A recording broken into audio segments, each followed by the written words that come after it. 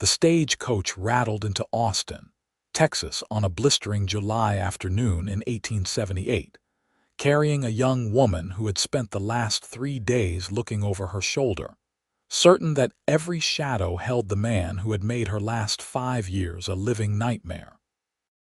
Tessa Morgan clutched her carpetbag so tightly her knuckles had gone white, watching through the dusty window as the modest buildings of the frontier town came into view. She had traveled all the way from St. Louis, using every cent she had managed to hide away over the past year. Her left wrist still bore a faint bruise beneath the sleeve of her traveling dress, a parting gift from the man she had finally found the courage to flee. She was 23 years old, and this was the first decision she had made entirely for herself since she was 18. The stage pulled to a stop outside the depot, and Tessa forced herself to step down onto the dusty street.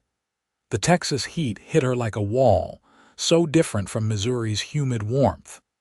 Everything here seemed bigger, wider, more exposed. There was nowhere to hide in this landscape of endless sky and flat horizons. That thought made her stomach clench with anxiety even as a small voice in her head whispered that perhaps being unable to hide meant he could not hide either, should he come looking. She made her way to the boarding house she had read about in a newspaper advertisement, a modest establishment run by a widow named Mrs. Hendricks. The woman who answered her knock was round and kind-faced, with graying hair pulled back in a practical bun. "I need a room," Tessa said quietly. "I can pay for 2 weeks in advance." Mrs. Hendricks studied her with sharp but not unkind eyes. "You running from something, dear?" Tessa's breath caught. "I just need a fresh start." "Well, Austin's a good place for that. We get all kinds here, folks looking to start over. Long as you pay on time and do not bring trouble to my door, I do not ask questions." Mrs. Hendricks took the coins Tessa offered and led her upstairs to a small but clean room with a window overlooking the main street. "Supper's at 6. There's a pump in the back if you want to wash up." Tessa set down her bag and sat carefully on the edge of the narrow bed. Her hands were shaking. She folded them in her lap and took a deep breath, then another. She had done it. She had actually done it. For the first time in 5 years, she was somewhere Richard could not find her. At least, she hoped he could not find her. That evening at supper, she met the other boarders. There was Mr. Patterson, a clerk at the land office, Miss Daisy Thornton, a schoolteacher, and 2 ranch hands who were in town for a few days. Everyone was polite but minded their own business, which suited Tessa perfectly. She ate quickly and retreated to her room, locking the door and checking the window twice before she allowed herself to undress for bed. Sleep came in fits and starts, punctuated by dreams of Richard's angry face and rough hands. Every creak of the building made her jolt awake, heart pounding.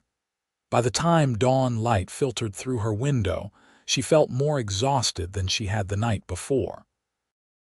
Over the next week, Tessa began to establish a routine. She took work as a seamstress, offering her services to the general store owner, Mr. Walton, who was happy to have someone who could do alterations and mend clothing. The work was steady if not particularly lucrative, but it was honest and it was hers. She kept to herself, speaking only when necessary, always watching the street for unfamiliar faces. It was on a Saturday morning, 2 weeks after her arrival, that she first saw Dalton Greene. She was walking back from the general store, her arms full of fabric she was taking back to her room to work on, when a horse spooked in the street nearby. The animal reared up, and Tessa dropped everything in her arms, throwing her hands over her head and crouching down, a reflexive response to sudden movement that she could not control. "Whoa, easy now," a deep voice said, and she realized with burning shame that the man was talking to the horse, which had already calmed, not to her. She was the one who was not easy, not calm. She scrambled to collect the scattered fabric, her face hot with embarrassment. A pair of worn leather boots appeared in her line of vision, and then a tanned hand reached down to pick up a length of blue calico. "I am sorry about that," the voice said. "Horse saw a snake. Did not mean to startle you." Tessa forced herself to look up. The man standing before her was tall and lean, with sun-weathered skin and dark hair that fell to his collar beneath a well-worn hat. His eyes were a surprising shade of gray-green, like sage in the morning light, and they held genuine concern. He looked to be perhaps 30, with fine lines around his eyes that suggested he smiled often, though he was not smiling now. "It is fine," Tessa managed, taking the fabric from him. "Thank you." "I am Dalton Greene," he said. "I have a ranch about 10 miles south of town." "I do not think we have met. Tessa Morgan, I am new to Austin." She stood, hugging the fabric to her chest like a shield. "Well, Miss Morgan, welcome to Texas." This time he did smile, a warm expression that transformed his face. "I hope you will find it suits you." Before she could respond, he tipped his hat and walked away, leading his now calm horse toward the livery. Tessa stood in the dusty street, watching him go, feeling something unfamiliar stir in her chest. It took her a moment to identify the feeling as curiosity, maybe even interest. The realization frightened her almost as much as it intrigued her. She tried to put the encounter out of her mind, but over the following weeks, she kept seeing Dalton around town. Austin was not so large that one could avoid anyone for long. He would nod to her when their paths crossed, always polite, never pushing for conversation. She learned from listening to others talk that he ran one of the more successful ranches in the area, that he was fair with his workers, and that he had come to Texas 5 years ago from Colorado after his father died, one afternoon in early September. Mrs. Hendricks mentioned that she was looking for someone to take on a large sewing project. "Mr. Greene needs new curtains for his ranch house," she said over supper. "His housekeeper mentioned it to me. She is getting too old to manage that kind of work." "It would be a good commission, dear, if you are interested. He pays fair." Tessa's first instinct was to refuse. Going out to a man's ranch, even for legitimate work, seemed like asking for trouble. But her savings were growing too slowly, and winter would come eventually. She needed every job she could get. "I could do it," she said quietly, "but I would need to see the windows to measure them properly. I will let Mrs. Brennan know. She is his housekeeper. I am sure they can arrange something." 2 days later, Tessa found herself sitting beside Mrs. Brennan in a wagon, heading south out of Austin toward the Greene Ranch. The older woman kept up a steady stream of conversation, requiring little input from Tessa, which was a relief. "Mr. Dalton is a good man," Mrs. Brennan said. "Took me on when I had nowhere else to go after my husband passed. Never asks for more than a fair day's work, and pays on time every month. The hands respect him, which tells you everything you need to know about a rancher." The land here rolled gently, covered in prairie grass and dotted with oak trees.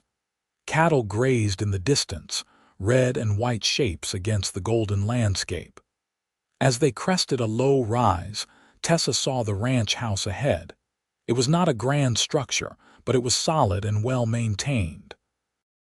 Built of stone and timber, it had a wide porch that wrapped around the front and one side, offering shade from the relentless Texas sun. There were several outbuildings, a large barn, and a corral where horses moved lazily in the afternoon heat. The whole place had an air of quiet prosperity, of land well tended and cared for. Dalton emerged from the barn as they approached. He was in his work clothes, his shirt sleeves rolled up to reveal forearms tanned dark by the sun. He raised a hand in greeting. "Mrs. Brennan, Miss Morgan." "Thank you for coming out." He helped them down from the wagon with easy courtesy. "I appreciate you taking on this project, Miss Morgan. The house has needed proper curtains since I built it 3 years ago." "You built this house?" The question slipped out before Tessa could stop it. "Most of it with help from the crew. Designed it myself." There was quiet pride in his voice. "It is not fancy, but it is solid, built to last." Mrs. Brennan led Tessa inside, and she was struck immediately by the feeling of the place. The main room was large and open, with windows that let in generous light. The furniture was simple but well made, everything clean and orderly without being cold.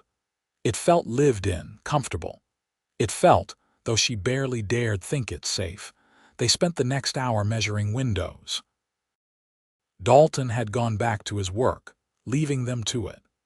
When they were finished, Mrs. Brennan insisted they stay for coffee before making the trip back to town. They sat on the porch, and Dalton joined them, settling into a chair with the ease of a man comfortable in his own space. He asked Tessa about her work, about how she found Austin, keeping the conversation light and undemanding. She found herself relaxing slightly, though she kept her answers brief and vague. "This is a good place," Dalton said at one point, looking out over his land. "Quiet, peaceful. I grew up in the mountains, but there is something about this land that suits me. Space to breathe, space to be yourself." Tessa understood what he meant more than he could know. Space to breathe sounded like a luxury beyond measure. On the ride back to town, Mrs. Brennan gave her a knowing look. "He is a good man," she repeated. "And single, in case you were wondering." "I was not wondering," Tessa said quickly. Too quickly. Mrs. Brennan just smiled and clucked to the horses. Over the next 3 weeks, Tessa threw herself into the curtain project. She selected sturdy fabric in shades of cream and soft brown, colors that would complement the stone and timber of the house. She worked carefully, her stitches precise and even. It was the finest work she had done since coming to Texas, and she found herself wanting it to be perfect. She delivered the first set of curtains on a Thursday afternoon, riding out with Mr. Patterson, who had business at a neighboring ranch. Dalton was not there when she arrived, but Mrs. Brennan helped her hang them in the main room. "Oh, these are lovely," the housekeeper said, stepping back to admire them. "You have real talent, dear." Dalton arrived home as they were finishing. He stood in the doorway, looking at the transformed room, and smiled. "Miss Morgan, these are exactly what this place needed. Thank you." She felt her face warm with pleasure at the genuine appreciation in his voice. "I am glad you are pleased. I will have the rest finished within the week. There is no rush. I have waited 3 years after all." He paused, then added, "Would you stay for supper, Mrs. Brennan has made enough to feed half the county, as usual, and it would be nice to have company." Every instinct told Tessa to refuse, to maintain her distance, to keep her walls firmly in place. But something about the way he asked, casual and hopeful without being pushy, made her hear herself say, "That would be nice." Supper was simple but delicious. Beef stew with fresh bread and vegetables from Mrs. Brennan's garden. The housekeeper ate with them, which made Tessa feel more comfortable. The conversation flowed easily, mostly between Dalton and Mrs. Brennan, with Tessa contributing occasionally. She learned that Dalton had been a deputy marshal in Colorado before coming to Texas, that he had saved for years to buy this land, that he hoped to build the ranch into something he could eventually pass on to a family, if he was fortunate enough to have one someday. "What brought you to Austin, Miss Morgan?" he asked at one point, "if you do not mind my asking." Tessa's hand tightened on her fork.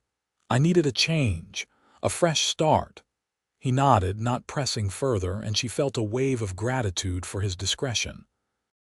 After supper, he drove her back to town himself, as Mr. Patterson had already left.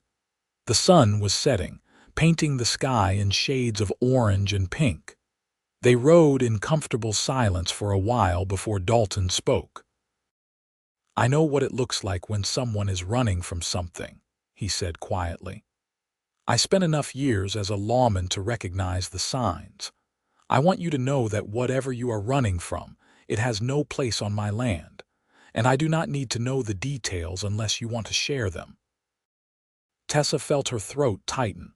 "Thank you," she managed. "And if you ever need help for any reason, I hope you would feel comfortable asking." She looked at him then, really looked at him. His profile in the fading light was strong and honest, his hands steady on the reins. "Why?" she asked. "Why would you offer that to someone you barely know?" He was quiet for a moment. "Because everyone deserves to feel safe," he said finally. "And because I think you are someone worth knowing, Miss Morgan." They did not speak again for the rest of the journey, but something had shifted between them. When he helped her down from the wagon in front of the boarding house, his hand lingered on hers for just a moment, warm and solid. "Good night, Miss Morgan." "Good night, Mr. Greene, and thank you."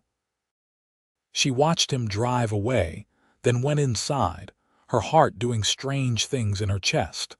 The next morning, Tessa woke to find Mrs. Hendricks knocking urgently on her door.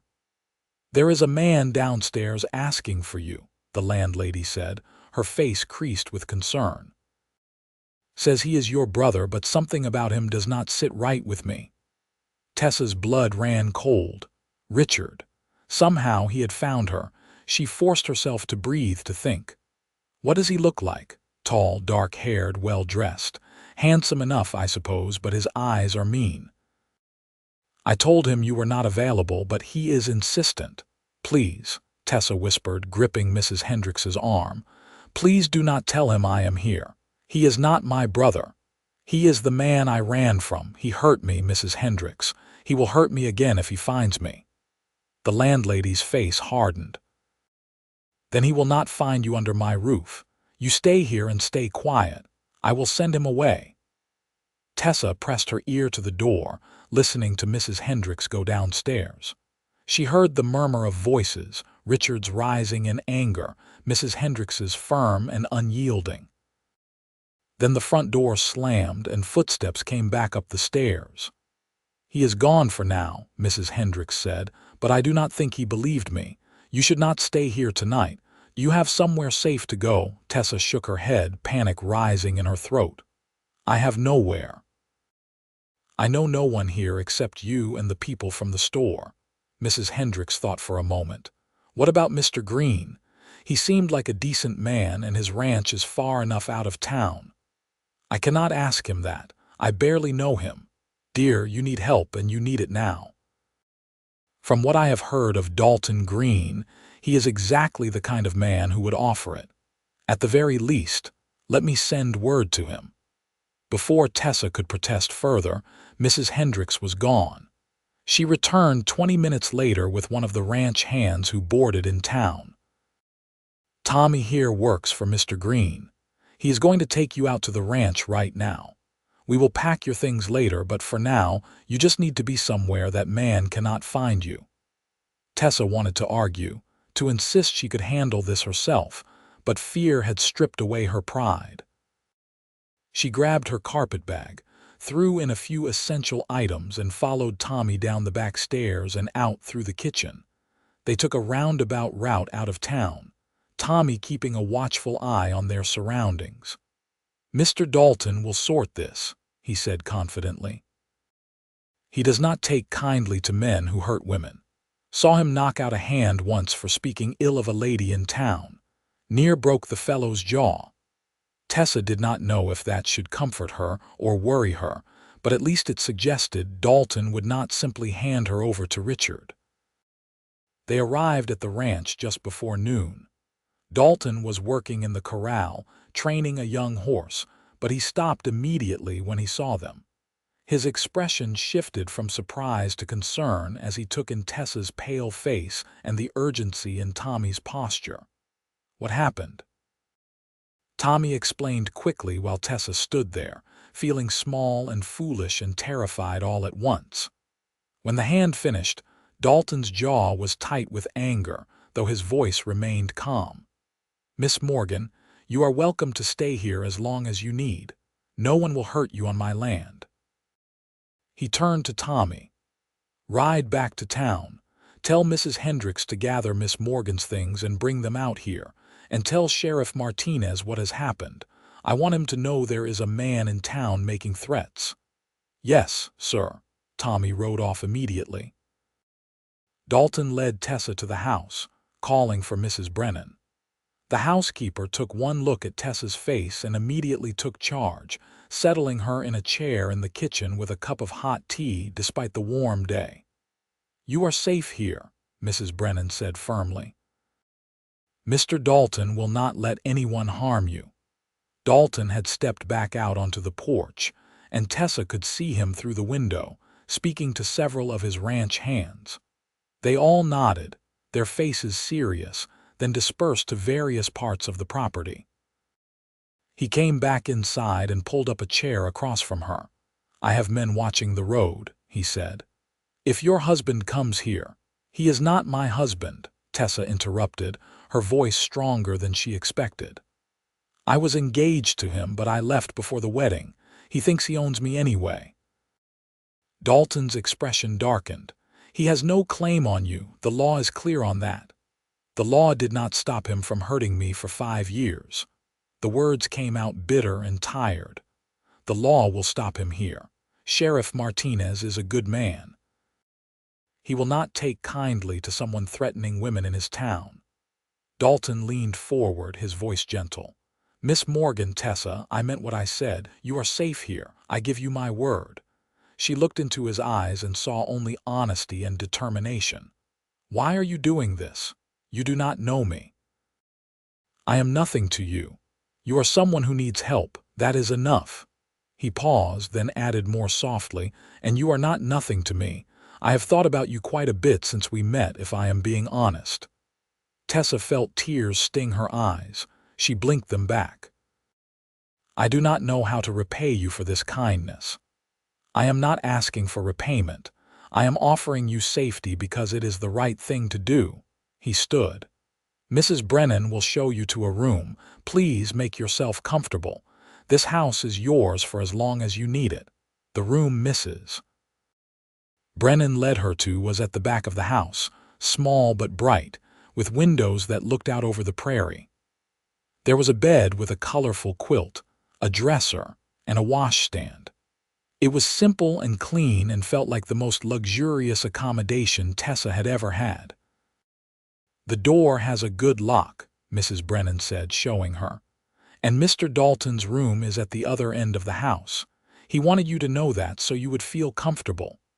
Tessa nodded, grateful for his thoughtfulness. She spent the rest of the day in her room, listening to the sounds of the ranch. Horses whinnying, cattle lowing in the distance, men calling to each other as they worked. Normal sounds, peaceful sounds. So different from the tense silence of Richard's house, where she had learned to move quietly, to make herself invisible, to avoid triggering his temper. That evening, Mrs. Brennan brought supper to her room, though she encouraged Tessa to come out whenever she felt ready. "You are not a prisoner here, dear. You are a guest." The next morning, Tessa woke to sunlight streaming through her window and the smell of coffee drifting through the house. She dressed carefully, steeling herself to face the day, and ventured out to the kitchen. Dalton was there, just finishing his breakfast. He stood when she entered. "Good morning. Did you sleep well?" "Better than I expected," she admitted. It was true.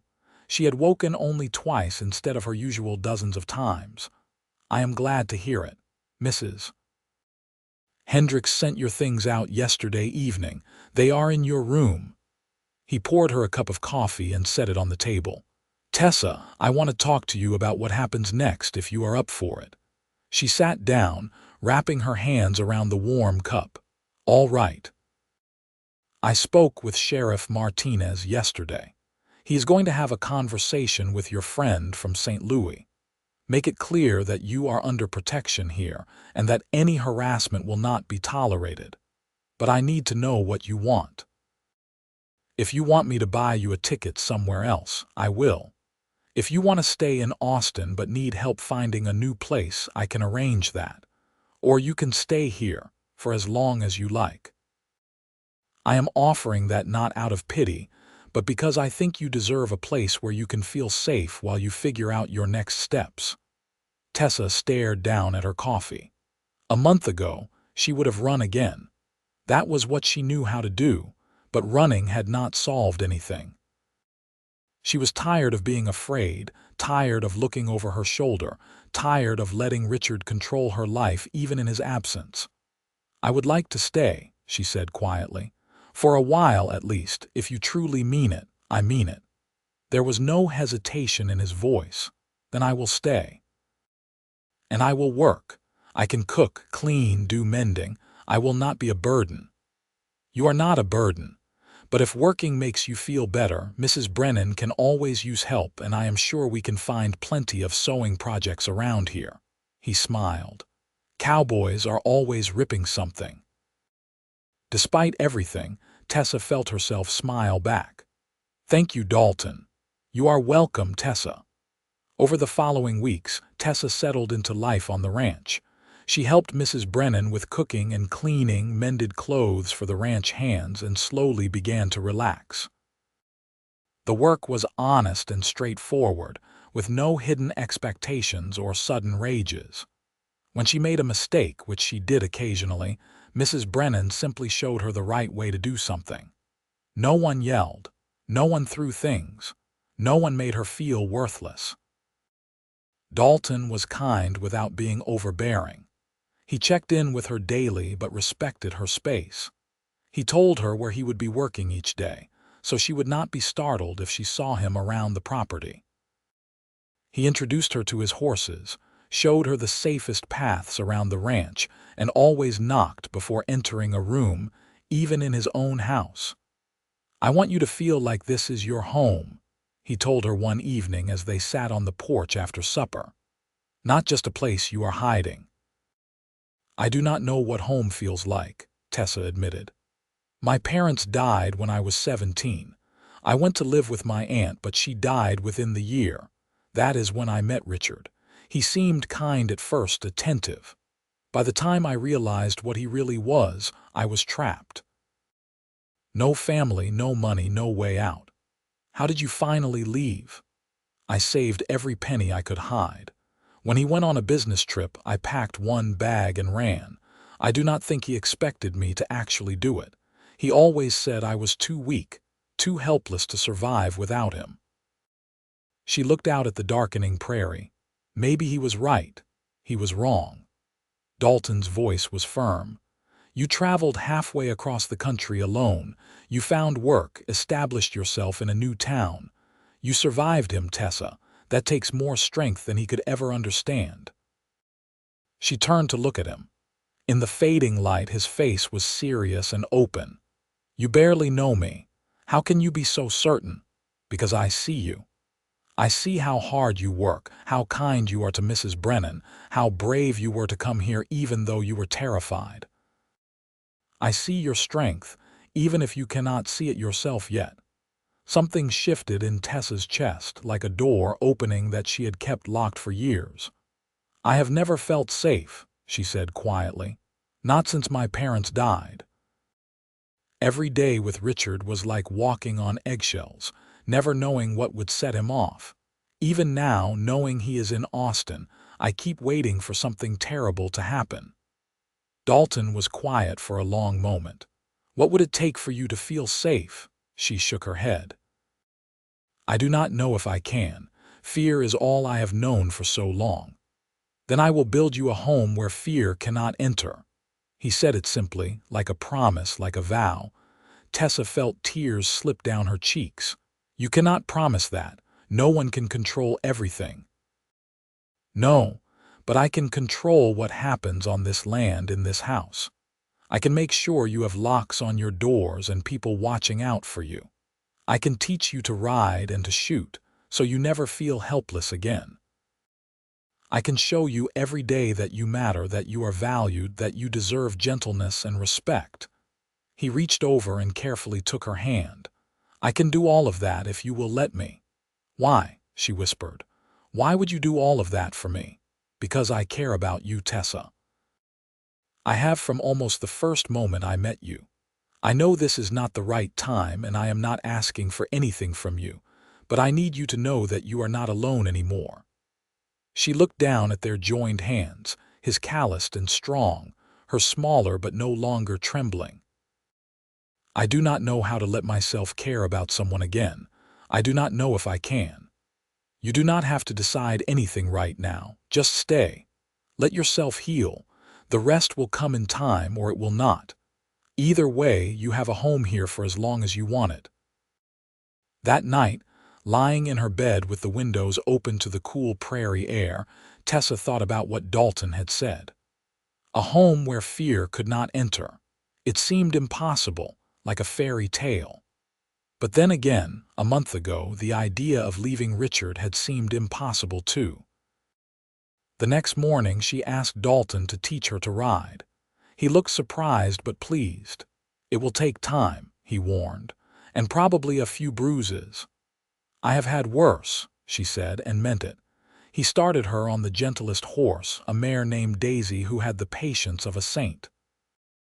The first few lessons were awkward and uncomfortable, Tessa stiff with nervousness every time the horse moved unexpectedly. But Dalton was a patient teacher, never pushing too hard, always ready with encouragement. You are doing well, he told her after her third lesson as he helped her down from the saddle. His hands were steady on her waist, and for once, Tessa did not flinch at the touch. I fell off twice today. And you got back on twice. That is what matters. As autumn settled over Texas, bringing cooler temperatures and golden light, Tessa found herself changing. The constant anxiety that had been her companion for years began to ease. She started sleeping through most nights. She stopped checking over her shoulder quite so often. She laughed at something Tommy said one day and realized it was the first time she had laughed in longer than she could remember. Sheriff Martinez came out to the ranch in early October with news. Your friend from St. Louis has left town, he told Tessa. I made it very clear that he had no business here and that you were under protection. He tried to bluster and threaten, but he is a coward at heart, like most bullies. He left on yesterday's stage. Tessa felt a weight lift from her chest. He is really gone, really gone. I will keep an eye out in case he comes back, but my guess is he will move on to easier prey. The sheriff's expression was hard.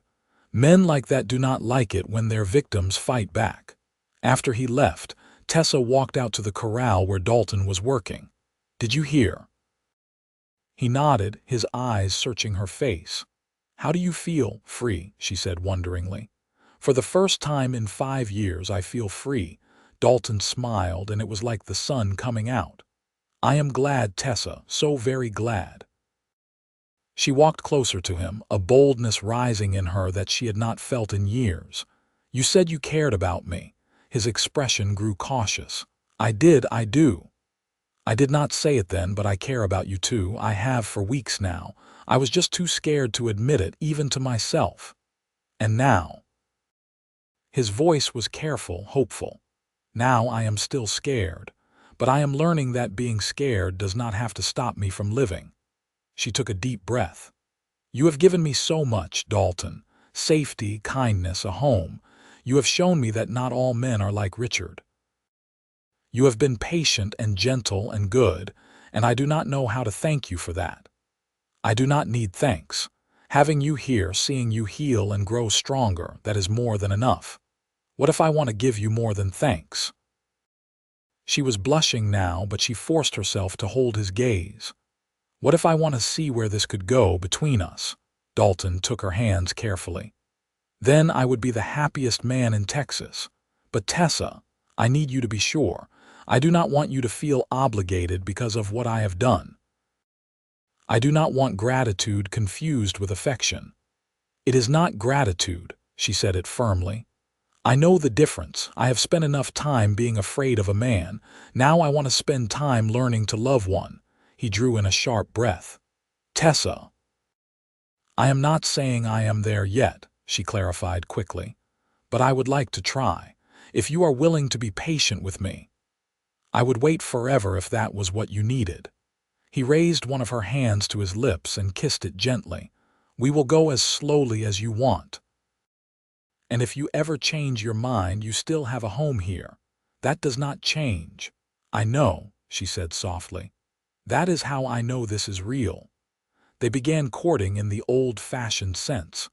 Dalton took her on walks around the property, showing her all his favorite places. There was a creek with oak trees where they would sometimes sit in the afternoon, talking about everything and nothing. He told her about growing up in Colorado, about becoming a lawman because he wanted to help people, about deciding to leave that life behind after seeing too much violence and death. I wanted to build something instead of just fighting to protect what already existed, he explained. This ranch is that. A place that is mine that I made with my own hands. Tessa told him about her parents, who had been happy and loving before illness took them, about the aunt who had meant well but did not know how to raise a grieving girl, about meeting Richard and mistaking his possessiveness for love. He isolated me from everyone, she said. By the time I realized what he was doing, I had no friends left, no one to turn to. That was the worst part, the loneliness. You are not alone now, Dalton reminded her. No, she agreed. I am not.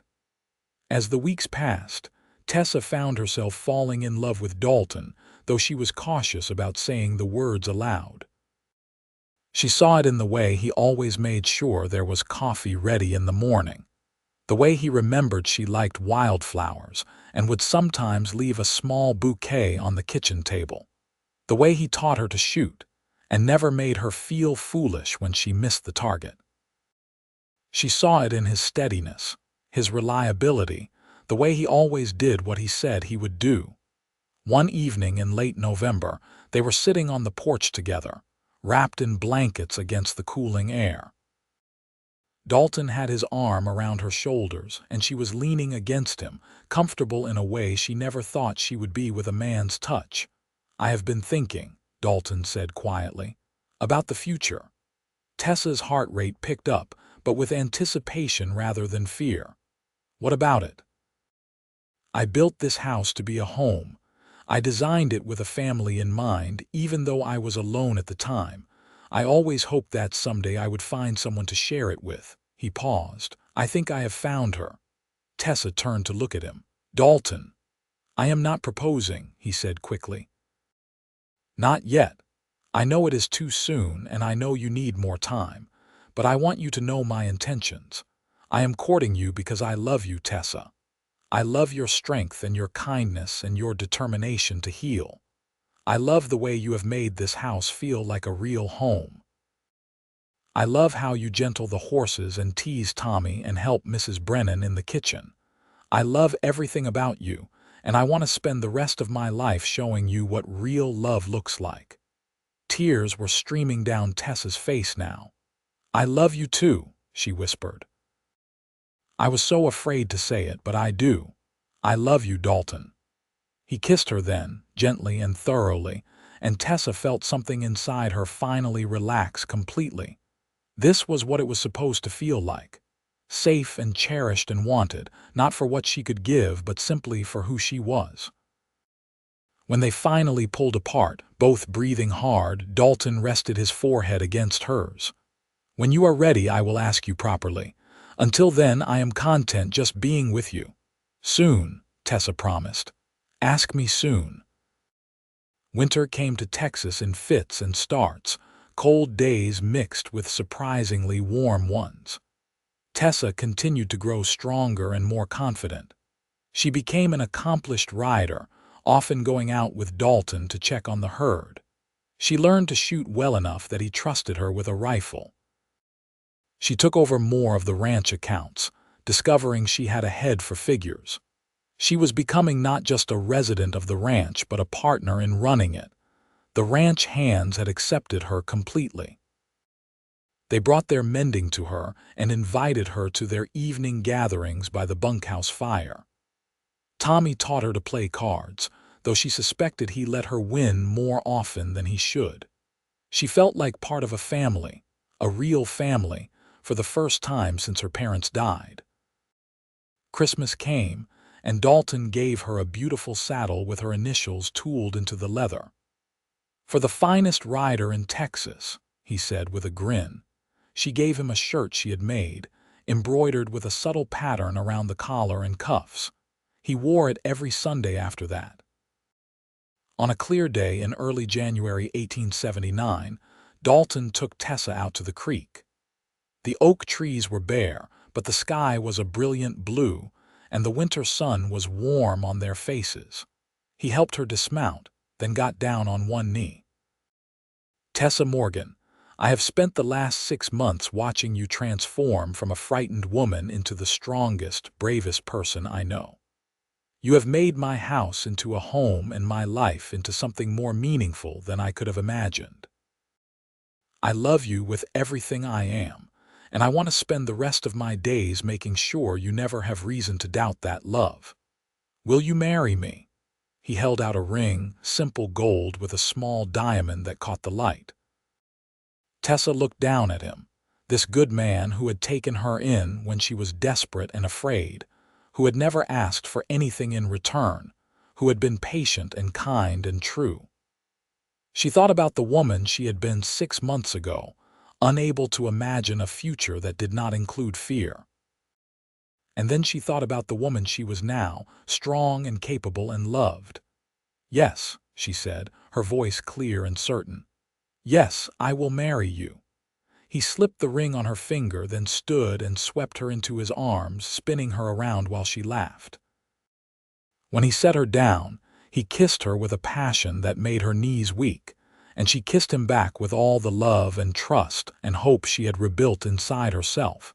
They were married 3 weeks later in a small ceremony at the church in Austin. Mrs. Hendricks and Mrs. Brennan stood as witnesses, along with Tommy and Sheriff Martinez. Tessa wore a dress she had made herself, simple but elegant in ivory silk. Dalton wore his new shirt and looked at her like she was the most precious thing in the world. "I promise to love and cherish you all my days," he said when it came time for his vows. "I promise to build us a home where fear cannot enter, where you will always be safe and valued and free." "I promise to trust you with my heart," Tessa said, her voice steady despite her tears. "I promise to be your partner in all things, to build our life together, and to love you for as long as I live." When the minister pronounced them husband and wife, Dalton kissed her like they were the only 2 people in the world.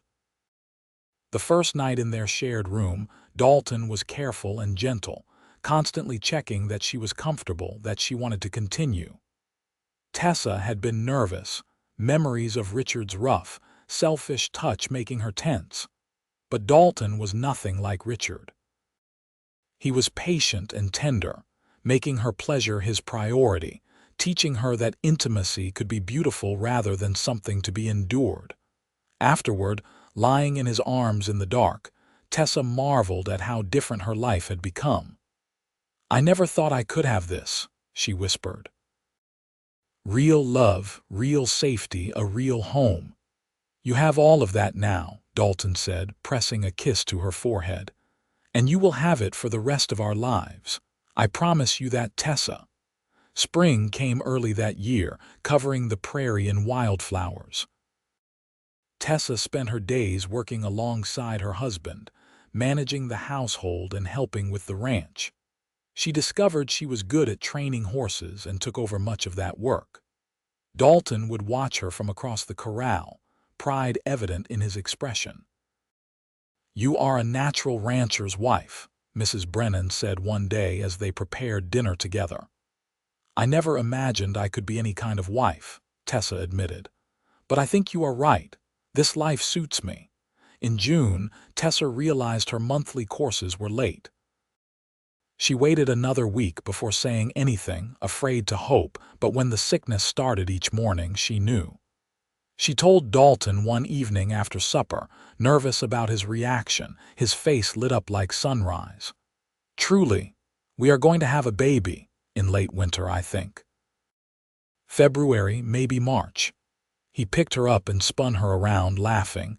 "We are going to be parents. Tessa, this is everything I have ever wanted." The pregnancy progressed smoothly. Dalton was attentive without being overbearing, making sure Tessa rested enough, but never treating her like she was fragile.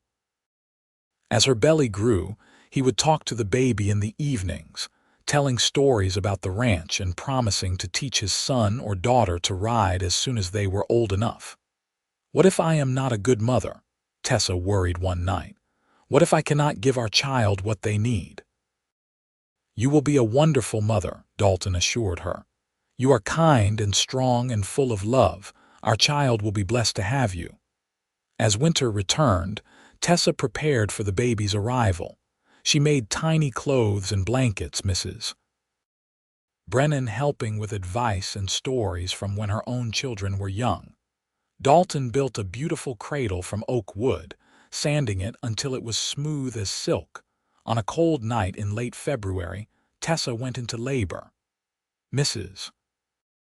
Brennan and the doctor from Austin were both on hand, and Dalton paced outside the room, refusing to go farther than the porch despite the frigid temperature. It was a long labor, painful and exhausting, but when Tessa finally heard her baby's first cry, every moment of pain was forgotten. The doctor cleaned the infant and placed the bundle in her arms. "You have a son," he said with a smile.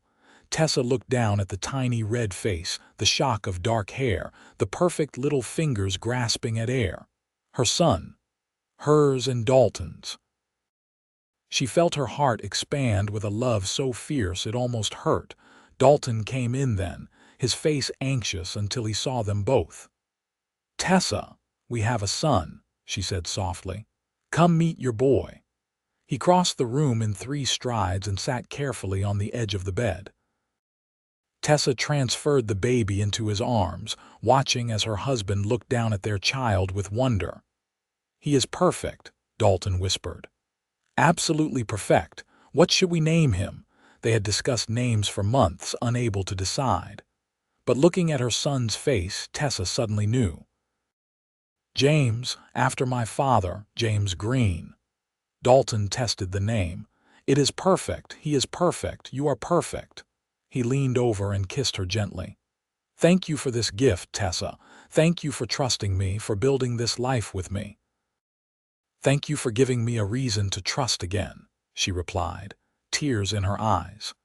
"Thank you for building me a home where fear cannot enter." The first months with James were both wonderful and exhausting. He was a good baby, but still demanding in the way all infants are. Dalton proved to be a devoted father, walking the floor with James in the middle of the night so Tessa could rest, changing diapers without complaint, completely besotted with his son.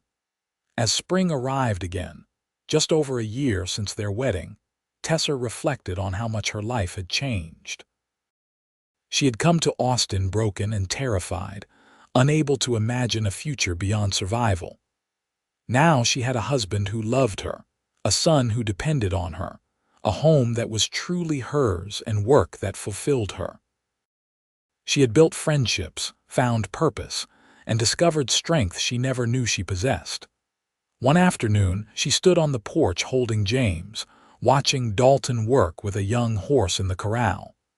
The baby was awake and alert, his dark eyes following his father's movements. The sun was warm. A gentle breeze carried the scent of prairie grass, and everything felt right in a way Tessa had never experienced before. Dalton finished with the horse and walked over, climbing the porch steps to stand beside them. He put his arm around Tessa's shoulders and smiled down at their son. "Happy?" he asked. Tessa thought about the question. She had spent so many years not even knowing what happiness felt like, confusing the absence of pain with contentment. But this feeling, this deep, abiding sense of joy and peace and safety, this was happiness. "Yes," she said simply. "I am happy, truly happy." "Good." Dalton kissed her temple. "That is all I ever wanted for you."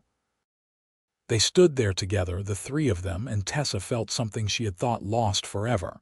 She felt safe, completely, entirely safe.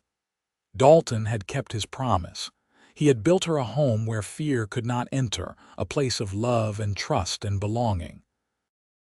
And in doing so, he had given her back herself. The years that followed were good ones.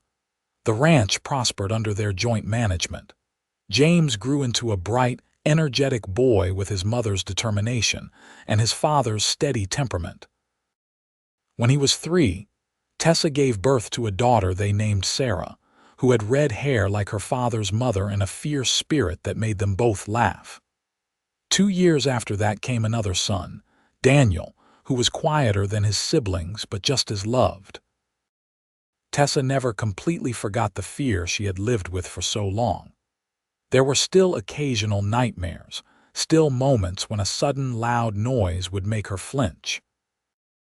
But those moments grew fewer and farther between, and Dalton was always there to remind her that she was safe, that she was loved, that nothing would harm her or their children. She heard news of Richard occasionally over the years. He had moved back east, married someone else. She felt pity for his new wife, but also hoped that perhaps his new life had changed him. Regardless, he was firmly in her past, a chapter closed and locked away.